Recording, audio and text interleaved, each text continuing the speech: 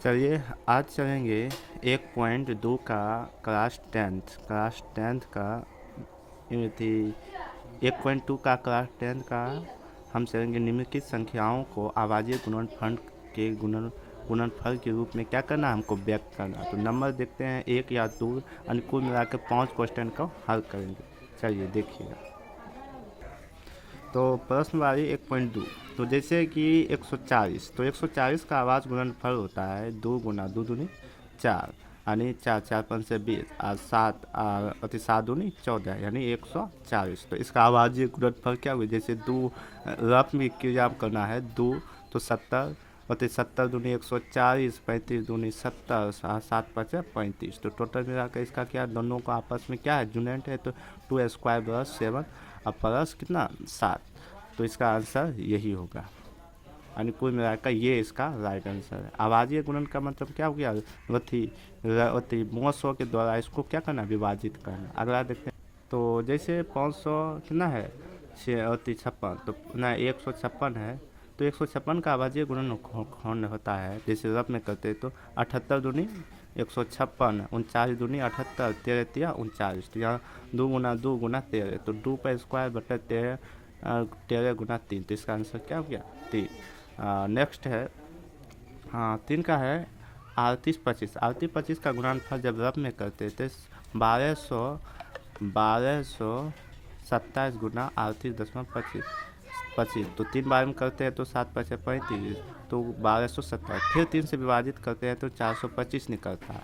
तो 425 गुना 5 करते हैं तो कितना निकलता है 85, 17 5 85। तो 3 गुना 3 गुना 5 गुना 7 गुना 3, तो 2 गुना 3 गुना 7, 17 गुना 5 गुना 7। तो इसका आंसर क्या होगा ये। अगला है नेक्स्ट चलते हैं। नेक्स्ट है 555 का आवाज़ीय गुणनखंड क्या होता है। तो 555 का आवाज़ीय गुणन होता है 7 गुना 5 गुना 11 गुना 13 गुना 38 रफ क्रिया। तो 555 का गुना 1, तो 101 7, तो कितना हो गया 7, 101 पहुँचे तो 101 गुना 5 करें तो 505 हो गया। फिर 7 बार करते हैं तो 143, फिर 13 43। तो 724 का आवाज़ीय गुणनफल होता है 7 गुना 9 गुना 13। क्यों, क्योंकि 7 गुना करते थे 333 गुना 23 गुना करते थे 300। तो इसका गुणनफल ये, क्योंकि जिसमें 2 अंक मिला हो तभी उस स्क्वायर का मान होगा। अब 2 नंबर का क्वेश्चन है कि निम्नलिखित संख्या में युग्मक में एचसीएफ या एलसीएम ज्ञात कीजिए। इसकी जांच कीजिए कि 2 संख्या का गुणनफल एचसीएफ है या एलसीएफ है। तो आइए हम समझते हैं एचसीएफ या एलसीएफ के बारे में। तो 226 या 91, 510, 92 या 336 और 54 के बीच आपको देख रहे होंगे 26 और 91। 26 और 91, तो 26 का गुणनफल होता है 2 गुना 13, तो 13 दूनी कितना होगा 26। 91 गुना 91 का बचा तो 13 गुना 13 7 91। तो एचसीएफ इसका कितना हो गया 13, क्योंकि जो दोनों को मैच कर रहा है वही एचसीएफ होगा। तो एचसीएफ क्या हो गया 13। तो एलसीएम क्या करेंगे 2 गुना 7 गुना 13, क्योंकि दोनों का करते तो 182 क्या हो गया एचसीएफ। तो जांच करने पर एचसीएफ गुना एलसीएफ, तो 12 गुना 13 करते तो कितना हो गया 2386। इसका आंसर क्या होगा 2386। और नेक्स्ट है 592। तो 592 का आवाज़ीय गुणनफल होता है कि 2 गुना, देखो 592 कैसे रफ करना है। तो रफ कितना कहेंगे, तो 2 बार में करते तो 500 और 255, तो फिर 5 बार में करते थे 91, 91 फिर तो 17 91, ये हो जाएगा। तो आवाज़ीय गुणनखंड में 2 गुना 5 गुना 3 गुना 7। तो 92 का गुणनफल होता है 2 गुना 2 गुना 23, 23 दूनी 66, 23 दूनी क्या हो गया 66, 66 दूनी और 23 दूनी 46 हो गया और 46 दूनी 92। तो एचसीएफ कितना हो गया, दोनों में स्क्वायर क्या होता है 2। देखो दोनों क्या हो गया आपस में मैच कर रहा है, तो एचसीएफ क्या हो जाएगा 2। तो 2 एचसीएफ हो गया। तो 2 एचसीएफ हुआ। तो 2 एचसीएफ जैसे हुआ तो इसका एचसीएम 2 गुना 2 गुना 5 गुना 17 गुना 23 गुना, तो टोटल कितना हो गया 2304। 2300 कितना हो जाएगा 4। तो नेक्स्ट चलते हैं हम। तो नेक्स्ट है कितना, तो 336 और 54 के बाद में। तो 336 का आवाज़ीय गुणन होता है 2 गुना 2 गुना 2 गुना 3 गुना 21, कितना 2 दूनी 4, 4 दूनी 8, 8 दूनी 16, 21 गुना 336। तो 54 का आवाज़ गुणनखंड होता है 2 गुना 3, 3 दूनी 6, 6 18 आती 54, तो 18 54।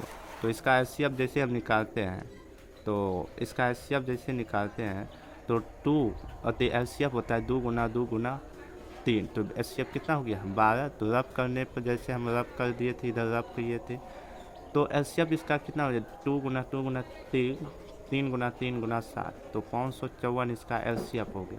तो जांच करने में एलसीएम गुना एलसीएम तो बराबर कितना हो गया 554 गुना 2, तो टोटल कितना हो गया 600, 6048, 6000 कितना 48। चलते हैं। तो 3 का है अभाज्य गुणनखंड विधि द्वारा पूर्णांकों का एलसीएफ या एलसीएम ज्ञात कीजिए। तो 12 15 21, तो 12 15 21 23 17 23 19 और 8 9 21 25। और 4 नंबर का भी हम बताया एलसीएफ 906 और 517 गुना 9 पर एलसीएम इतना ज्ञात करें। यानी 4 और 5 के देखते हैं।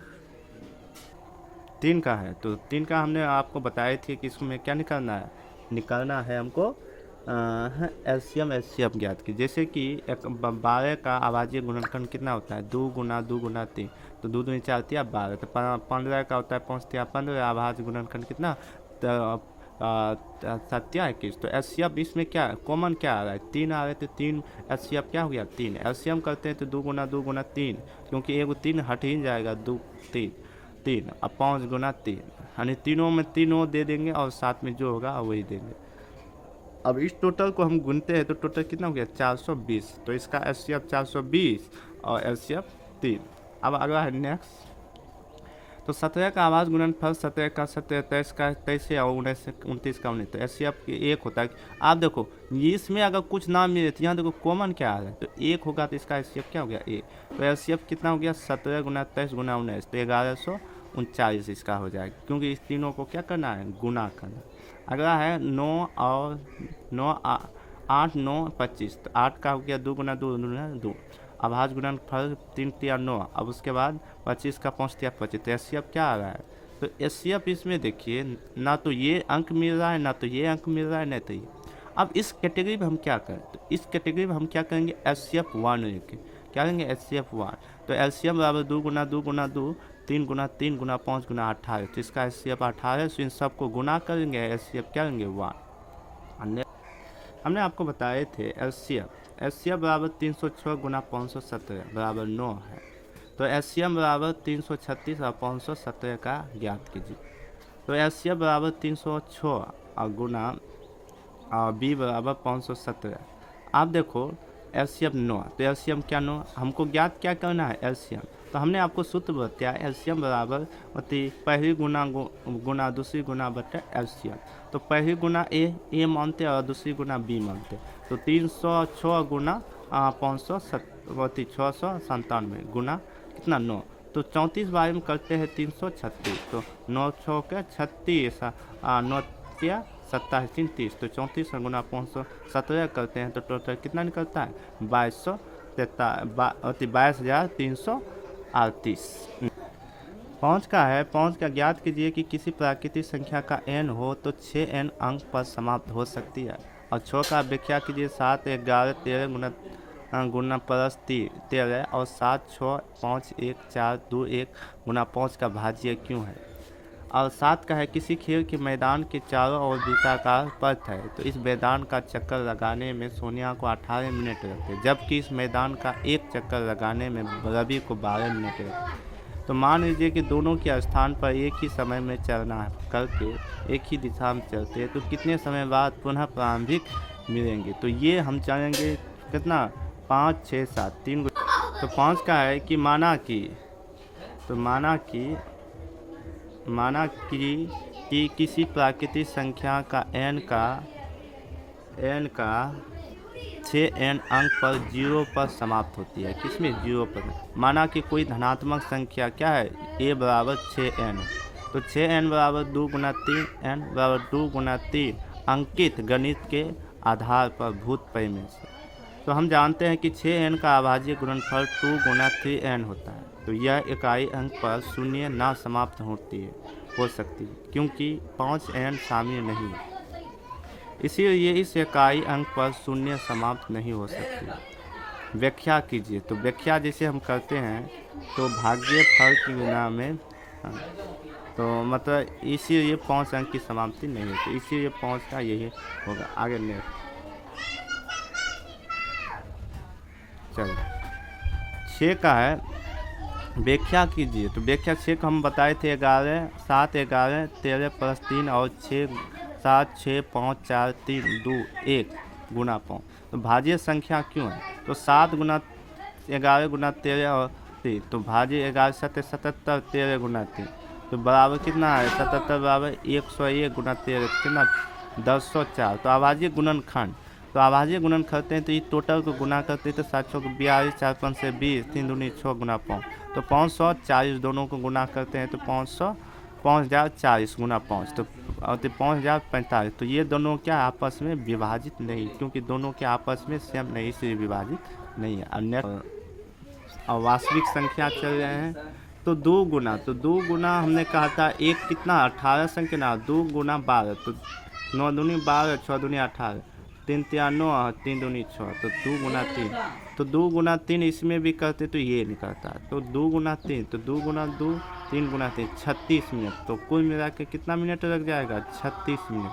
तो कितना मिनट 36 मिनट में वो क्या करेगा आगे बढ़ेगा। तो यहीं तक रहते हैं आज का 1.2 का क्लास 10 का NCERT ख़त्म हुआ।